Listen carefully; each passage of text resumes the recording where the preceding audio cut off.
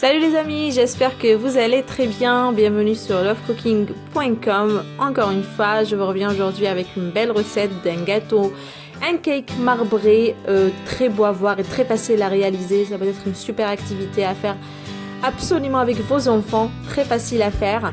Donc comme vous voyez, la liste des ingrédients est là et en barre d'informations, bien sûr, comme d'habitude sous chaque vidéo. Donc j'ai commencé par mélanger les œufs et le sucre dans le saladier ou le bol. J'ai ajouté ensuite mon yaourt nature. Donc attention, si vous utilisez un yaourt fruité sucré, donc vous utilisez juste un pot de sucre au lieu d'un pot et demi. Donc voilà, là je vais bien mélanger. Je vais ajouter la vanille. Ensuite l'huile et je vais bien mélanger le tout. J'ajoute ensuite la farine et la levure chimique et je vais mélanger bien le tout.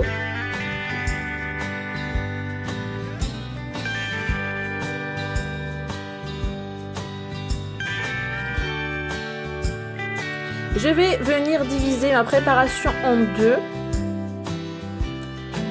et je vais prendre une préparation où je vais ajouter une cuillère à soupe et demie de cacao non sucré. Donc voilà, ajoutez du cacao sucré si vous voulez, mais diminuer un petit peu la quantité du sucre.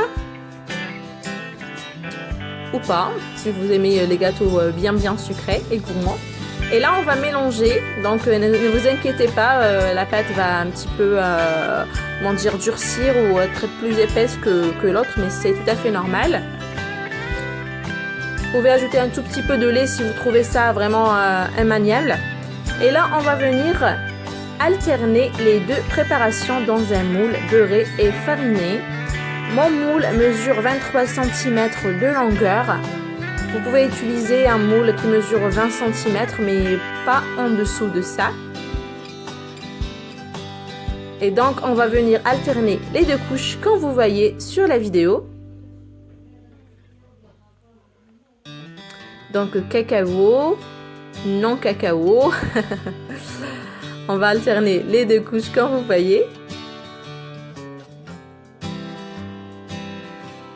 Jusqu'à épuisement de la préparation bien sûr.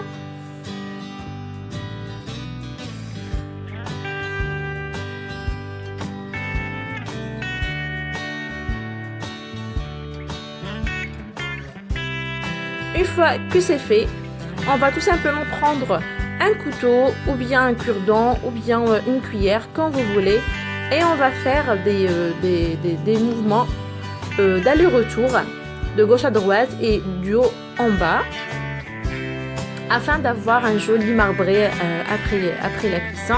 Donc prenez un couteau et faites des mouvements aléatoires de gauche à droite et du haut au bas comme vous voulez afin d'avoir un joli marbré. N'hésitez pas à refaire ça plusieurs fois. Comme vous voyez, on va bien mélanger le tout. Et on va enfourner tout ça dans un four préchauffé à 200 degrés. Donc ça va cuire à 180 degrés. Donc préchauffez votre four à 200 degrés pendant 10 minutes. Une fois que c'est fait, vous diminuez le feu à 180 degrés. Et laissez cuire votre gâteau environ 30 à 35 minutes selon votre four.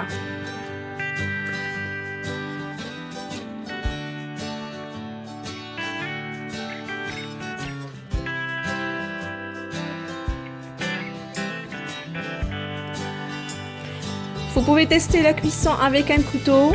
Ici il sort sec. Comme vous voyez, c'est nickel, c'est que c'est cuit. Donc laissez refroidir bien le gâteau environ 30 à 1 heure après démoulage avant de le couper. Et comme vous voyez, il est super bon, croustillant de l'extérieur, moelleux à l'intérieur. J'espère vraiment les amis que vous allez essayer cette recette et m'en dire plus en commentaire. N'achetez plus vos gâteaux, préparez-les à la maison. Donc voilà les amis, c'était tout pour la recette d'aujourd'hui.